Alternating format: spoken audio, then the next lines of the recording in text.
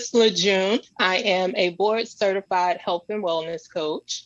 I am a personal trainer as well as a nutritional lifestyle coach. And this is LaJune Singleton LLC, Fitness, Health, Nutrition, and Wellness Podcast. Today, I would like to welcome my guest, who's an author of The Athlete in the Game of Life, Corrective Exercise Specialist, and personal trainer, Matt Peale. Thank you, Matt, for joining me. How are you? I'm great, LaJune. How are you today? I'm good. So can you give a background on yourself? Yes, absolutely. So I became a personal trainer in 2008 at 24 Fitness in Laguna Hills. Working out and exercise has always been something I've enjoyed. I played sports in high school, played sports in college. I have a marketing degree from the University of Southern Mississippi. I graduated from there in 1997. And then as life kind of panned its way out, I found myself as a personal trainer in 2008 after doing some sales jobs. And I've worked with a variety of clients, both in California, in Mississippi, where I moved back in 2011, and now I'm down here in the New Orleans area as of 2014. And I became a corrective exercise specialist the last year during the pandemic. You know, sometimes negatives become positives when you find a way to turn it that way. And then I wrote my first book after 2 years of thinking the idea, called The Athlete in the Game of Life, and that got published in December. Okay. And the corrective exercise, where do you do that? Is it individual? Is it at a facility? Well, corrective exercise specialist is one of the advanced certifications through NASM, or the National Academy of Sports Medicine, who I have my trainer cert with. And it really focuses on, especially at this point in time, with people sitting all day long, even more at their computers and working from home, or they're sheltering in place. It focuses on ways to help with chronic pain. So shorten muscles, lengthen muscles lead to where you can't function properly. Even if you are working out, your posture is off. And a lot of times we have pain in our hips and our knees, our necks, tension headaches, things like that. And so being a corrective exercise specialist helps to identify where these imbalances are and get people back into proper alignment and posture, obviously in a natural way, so that they can go back out and enjoy those activities that they enjoy most, whether it's, digging in the yard or playing golf, playing tennis. You name it. If they just didn't have the confidence because, they hurt so much to do it, well, that's what I do is help them regain that. Okay. And can you tell us more about your book and your decision to write it? So my book is really based on what I just talked about. After working with people since 2008 and seeing these same similarities of what's going on, we're less active, more sedentary, and we're sitting more. And then especially now, as over this last year with the pandemic, we're seeing even more. We're connected longer to these computers and these Zoom calls like we're on now. And it's just literally, killing people with staying still. They can't move and they freeze up. So the book tells a little bit about the story about a guy named Howard the Executive, who is this kind of fictitious character, and talks about what's going on in his life. He's not 25 years old anymore. He's not 30 years old. He's in his 40s, and then takes a snapshot of him in his 60s and what all of this sitting has done to him. As this highly successful person that isn't getting him much out of life anymore, and he's trying to figure out why. And so he talks about things like your 5 kinetic checkpoints and ways that I can work with you on feeling better. And as we said before, stretching the right muscles, strengthening the right muscles, so that you have more energy and more self-confidence to go out and really get the most that you can out of life. That's why it's called The Athlete in the Game of Life. Okay. And we know you're a personal trainer, so how do you combine your personal training skills with the corrective exercise for clients? They're really a great fit for each other, because doing movement assessments is part of what a personal trainer does or should be doing, and figuring out where are your movement patterns, with your muscle imbalances, where are they incorrect and how can I fix them? So corrective exercise is just really a great way to drill down a little bit more with that, work on those things during warm-ups, maybe add something into your training or into your program and get even more out of it than you had before. I'm working, for example, with a guy who's Neil is in his a little bit older than I am. He's in his late 40s, and he's done powerlifting. He thinks powerlifting is great, and there's nothing wrong with powerlifting. But the guy is so tight because he sits behind his computer all day doing online recruiting. He doesn't realize really how out of shape he is and how much he's in pain. So we're working with him, or I'm working with him, and working to get his quads functioning right and his hips. And he's learning. Even though he was trying to squat 400 pounds, he wasn't doing it in correct form, and he was really just a low back blowout waiting to happen. So we're kind of taking him back and then retraining his muscles. Let's lessen the weight some. Still heavy for him, so we're still squatting around 300, but he's doing it in better form and can recruit everything, and he feels better. He actually said the other day, he says, powerlifting is easy compared to your workouts. So, it really is taking him in a different direction. Okay. And of course, before the pandemic, a lot of people worked at a desk all day, get out of the car, go in, work at a desk all day, get back in the car, and that's like the daily schedule. Now is people are at home all day, like you mentioned before, they're on Zoom, kids are on Zoom.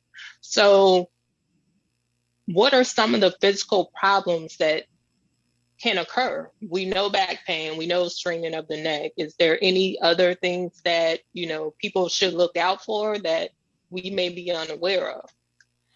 A lot of it, when we talk about not just straining of the neck, but tension headaches, migraine headaches. Sure, stress plays a role in it in your life. What also plays a role in it is the fact that your head is pulled out of position as you're sitting and leaning into the computer all the time, or we're staring down at our phones and pulling our head forward. It's something called forward head position or text neck. And that can also lead to other potential issues down the road, like shoulder impingement. And you see it. Look at people around you. You see that head jutting way forward over their body, right? That's not the way our heads are supposed to be. But over time, we get pulled into that because our body does what's called a remodeling. And the best thing about remodeling, though, is you can remodel it back to proper position. But that's a big, I'll say, pain point coming up for people. They're going to realize that once they get a little bit more in better alignment, their headaches are going to disappear. And that generally makes you a little bit happier. And we know kids are being homeschooled now. They have Zoom all day. So is that the same thing that will occur with them that parents need to look out for? Absolutely. It's the same thing.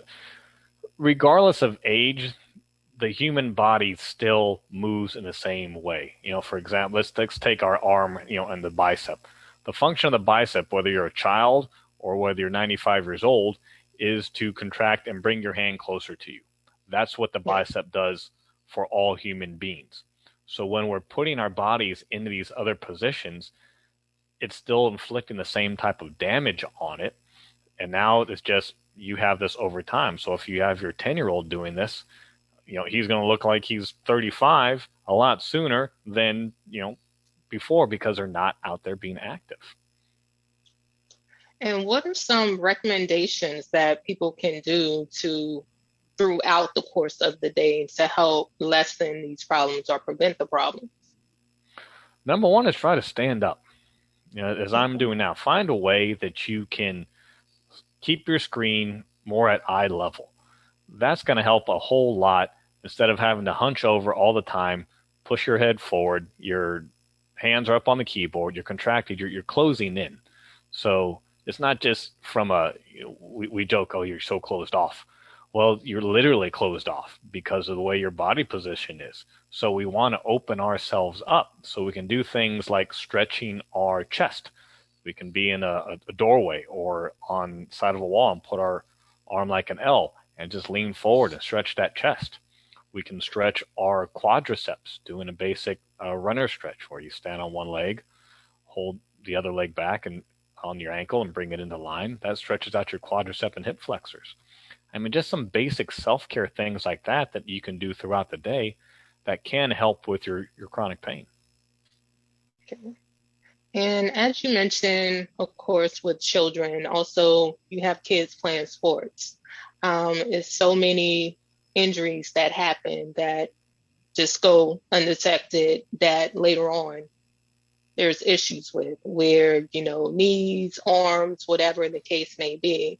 So how can parents pay attention to that now to prevent that long term for their kids? Number one is get your kids out playing overall. Injuries are going to happen in sports. They always have, they always will at every single level. Freak accidents happen. But if you can get your kids, number one, just more physically active. Number two, have them doing a wide variety of sports and activities. There's no science out there that says, I'll pick soccer on soccer, for example, because that's what I played on. There's no science that says a child playing has to only play soccer from the age of 6 all the way to 18, and they have a better chance of getting a scholarship than someone who's had different sports. It's quite the opposite. They're going to burn out. They're going to have more injuries because they're overusing the same muscles over and over again. And then they mentally get fatigued. And by the time they're 13, they say, forget it. I'm done.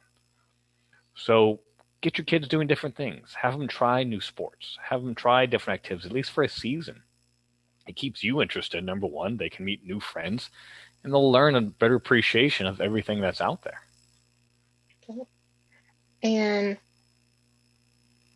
how can people, we have arthritis and so many other issues with our joints. What can people do instead of taking medicine all their lives in regards to the pain? What else can they do? What would you recommend for an individual who, like you said earlier, they're sitting all day? Because as people get older, they're sitting all day, they're watching TV. Kids, same thing. They're on video games. They're sitting on laptops or watching TV, whatever the case may be. What is it that individuals can do? You mentioned stretching exercises, but as people get older, they're not really trying to stretch. So what would you recommend for an individual as they get older and they are in severe pain, but they're tired of taking medicine? They want other options. So stretching is a part of it, and also strengthening. Even the CDC says in their 2018 physical activity guidelines report, really for all humans, that muscle and bone strengthening activities need to happen twice a week. So what does that mean? That means doing resistance training. It doesn't mean like being my client Neil in powerlifting, having to squat 300 pounds, but it does mean doing body weight exercises, doing push-ups, doing squats, doing lunges, finding a way to do some type of back or pull-up maneuver. If you're not a member of a gym, it's okay. There's parks out there, especially as we're older and we're finding the natural decline, both cognitively and physically. You have to work your muscles. Walking is great, but walking is not enough. You're still not, trying to get stronger and do what you can to increase your muscle mass, which then also helps with bone density. So I think that's what a lot of older adults fall into that trap. I walk 2 miles a day. Okay, that's great, but you still have problems getting out of your chair. In fact, you can't even stand up out of your chair. You have to use your hands to push yourself up, even though you're walking 2 miles a day. So we do have to do things to increase our strength. And even if you don't like lifting weights, you don't necessarily have to, but find something in your life. Pick up bags of mulch. You have to still strengthen your muscles.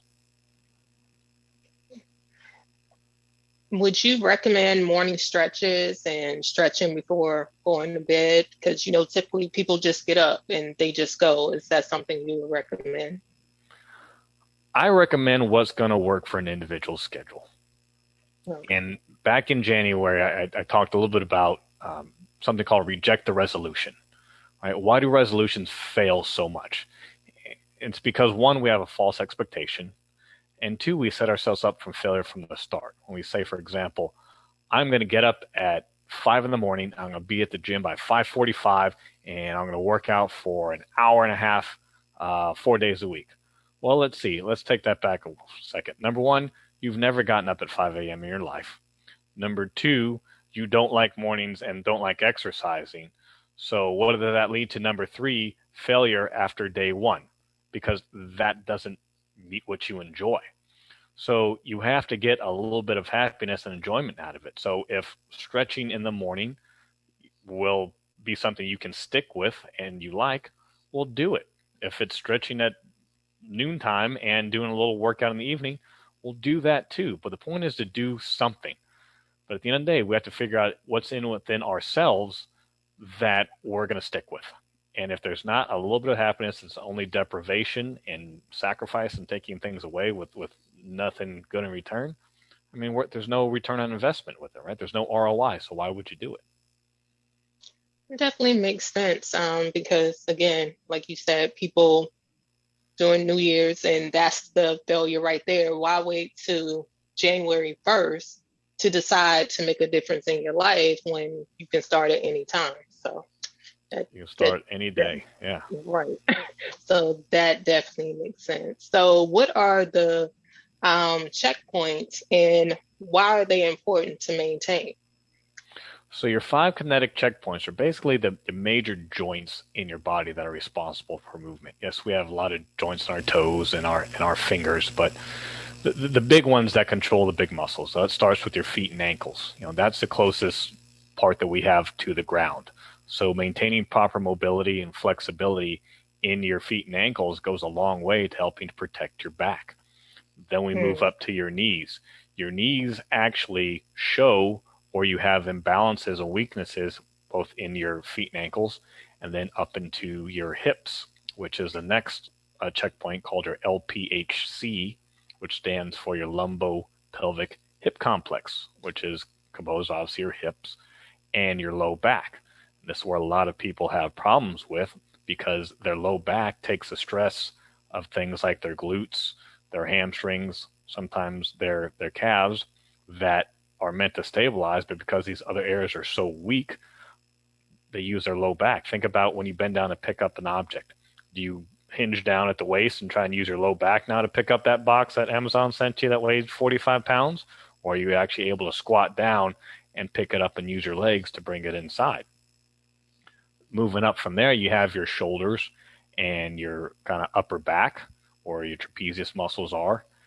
And that's where we see a lot of rounding in our shoulders, especially as we're sitting on the computer or staring at our phone and leaning forward. And then we have our head and neck. And we talked a little bit about that before. Obviously, we have our elbows also, but that's not part of your major kinetic checkpoints. It's those 5. Okay. And how can these issues affect someone's daily life and activities, and how can changes be made? Well, that's where the pain comes in, right? Is over-reliance upon one. And let's talk about, the low back again. If you don't have the range of motion in your knees and in your ankles, like I said, to squat down, let's say to pick up a bag of dog food, you want to go get your 20-pound bag of dog food or pick up that case of water from the grocery store, Sam's or Costco, and you have to lean over to pick it up, and then you use that low back, boom, that's where you start to have back problems. So unless you develop the mobility in your hips, in your knees, your ankles by not just stretching, but we have to strengthen the corresponding weak muscles, because that's how we have what's called a length tension relationship. While one muscle is working, the other muscle is at rest. So if we have one muscle constantly contracted, we have that other muscle constantly weak and lengthened. So we got to bring those back into proper alignment. Okay. And how have you incorporated your information from your book in your personal life? Oh, big time. So as I've started to study for my CES, Corrective Exercise especially, and then write my book and try and share some experience fictitiously through Howie, I've learned a lot. I pay much more attention now to my posture. I am a weekend golfer. I really enjoy weekend golf. So being able to rotate my body, being able to shift my weight, being able to have proper balance throughout my swing, by being able to activate my glutes and my hamstrings and not have my shoulders always hunched over. It really helped my swing. And then it's also helped my posture. I can tell I don't have my head leaning forward as much. I'm able to activate muscles properly, even more than I was before, which has helped to get more definition. I'm 45 years old. I'm about 5'9", 5'10". I weigh 165 pounds. And I have anywhere between, say, a 9 to 10% body fat, depending on how much I've had to eat or how much booze I've had to drink over the past couple of weeks. But I've been able to maintain this for years, and a lot of it is just because I practice a healthy, active lifestyle. Okay. And when clients come in for services, are you able, without them telling you, to pinpoint what's going on with them? Can I If it's figure their out what's going on posture, with it? No. Oh, yeah. like if their posture is off, if they're putting more weight on one leg or something like that, are you able to immediately pinpoint? You see the hip is kind of off, or are you able to pinpoint and say they came in to say their doctor said, hey, it's a knee issue, but you're noticing other things? Do you inform them of those things and work on that with them as well? Absolutely, because you asked about the kinetic checkpoints. Everything is connected. There's a term called regional interdependence, and that just means that we're all connected. So if one area isn't working right, you have to compensate in another area, and then that's where the injuries happen, and that's because of the imbalances. So yes, through movement assessments and the training and practice that I have and seeing how people stand or move and hold themselves, and maybe they don't even know it. So that's the other thing with the remodeling portion. If they've remodeled themselves so much that being off, like you said, your hips, maybe your hips are aligned a little differently, or you don't realize that you're weak on one leg because you're never using it. That's your quote unquote new normal, right? We're getting tired of that phrase out there. So I have to rechange your way of thinking, and then two, recognize and do a little deeper question answering. What are you doing today? How are you sitting? Is one leg up a little higher? Do you have it crossed?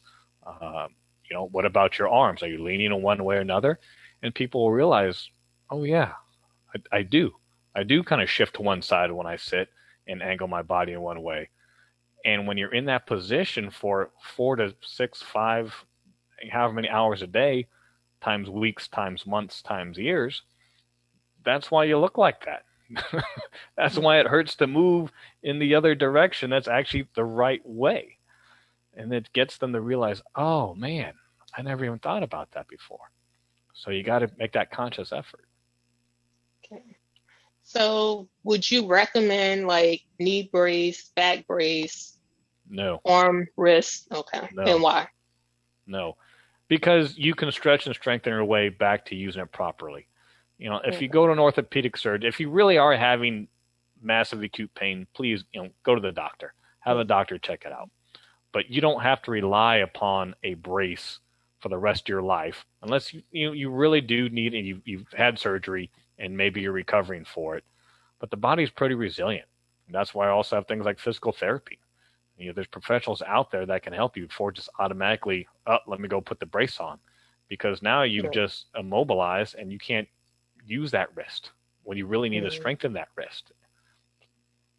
Okay, and that definitely makes sense because most people definitely depend on using some form of brace. A knee brace is typically in the wrist because we're typing all day and it's just that pain of holding your wrist at a certain angle that our bodies aren't used to. So would you It's an recommend, overuse injury. yeah, so would you recommend physical therapy or corrective exercise to build that back up, or Correct. like you mentioned earlier, taking a break throughout the day to kind of give your body rest? Absolutely. Absolutely. We try to stretch and strengthen as much as possible. You go to PT, work with someone like myself, in conjunction with PT. That's really what a corrective exercise specialist can do, is work really well with chiropractors and physical therapists to kind of take what they're trying to do in one session, but a little bit more ongoing basis. And honest to God, sometimes I'm cheaper than going to the chiropractor or going to the physical therapist. So there's also other aids out there to help with, placement for a keyboard to help reduce your carpal tunnel and your hand positioning. Like we talked about before, finding a way to stand up. How can you keep your screen more at good horizontal eye level instead of always looking down to it? All those little things add up and you feel better. At the end of the day, you feel better. That's the important part. Okay. And can you explain the difference in what you do as a corrective exercise specialist compared to a physical therapist and a chiropractor, and how those are different? Because most people may not be aware of the difference. So a lot of it all has to do with education. The chiropractors are doctors. They're not necessarily MDs, but they do have medical training and have been to school a lot longer than I have. Their scope is really along the spine, and then how the spine and the hips and the neck, the alignment. So they're really not going to talk to you about an exercise program that can help relieve these symptoms that you have or your movements throughout the day. They're going to give you an adjustment and then away you go. And there's nothing wrong with that. I support chiropractors. Physical therapists will work on whatever your one complaint is or your one injury, your one joint. Their job, they're also very highly trained and specialized, but with insurance, that's all they're going to do. They're going to help rehabilitate that one area. So if it's your wrist, if it's your knee, your shoulder, they just work on that. They don't work on the entire body and the human movement system and how everything functions together. That's what I do. So I take information from both if you've been to both, and then I assimilate it into it because I don't want to hurt you more, but I'm going to take what they have and then try and get you to change your movement patterns on a daily basis so that you don't have to go back to the physical therapist and that your time with the chiropractor is a lot more productive. Okay. And as far as sitting, so, people sit on stools now because they're working from home, they're in the kitchen, they're working kids. Would you recommend more of a chair that has a back to it, an armrest? What would you recommend? There are lots of ergonomic chairs out there. Research that.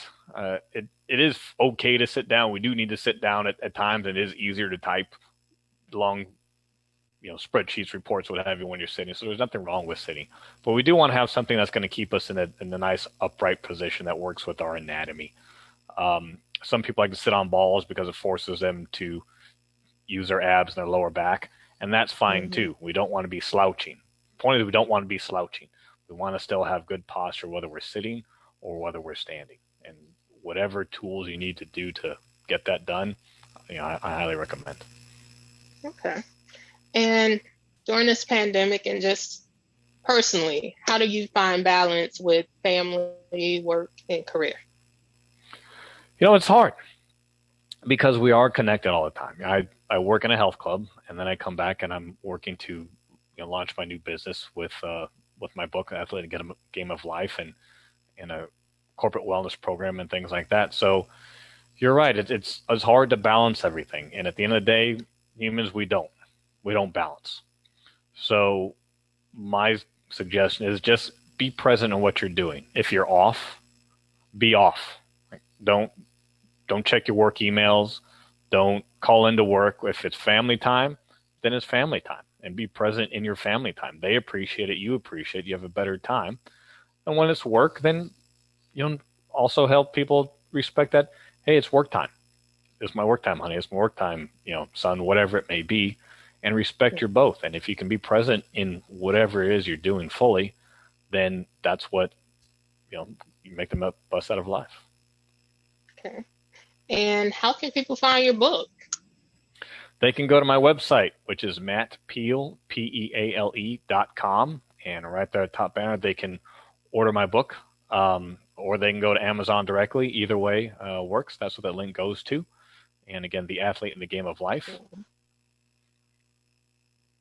Go ahead, and Lucy. Do you have any upcoming books or anything else that you're working on? I'm working on my corporate wellness program right now. I do have an online course that I'm putting the finishing touches on that should be available for purchase by the end of March. And again, you'll be able to go to my website and you'll be able to purchase that. And that's a great way to help overcome chronic pain and have the stretches and the right strengthening exercises for all your 5 kinetic checkpoints. Okay. And how can people come to you for services in Louisiana? They can email me at athleteinthegameoflife@gmail.com. and we can discuss where you're at and what the best way to work with you is. And again, maybe it's through my course coming up, or maybe it's through one of my one-on-one or group coaching programs. Okay. Well, I thank you so much for your time and definitely educating us, because again, we are at home, we're sitting down, we're starting to get back into the office, and it's the same scenario. We're sitting down all day, which is not good for our backs and our posture and any other body part. So definitely thank you for your time and thank you for your knowledge. And people, please go check out his book, because that's some valuable information for what's going on with our bodies. So thank you so much for educating us about that. And until next time, thank you, Matt. Thanks, Lejeune.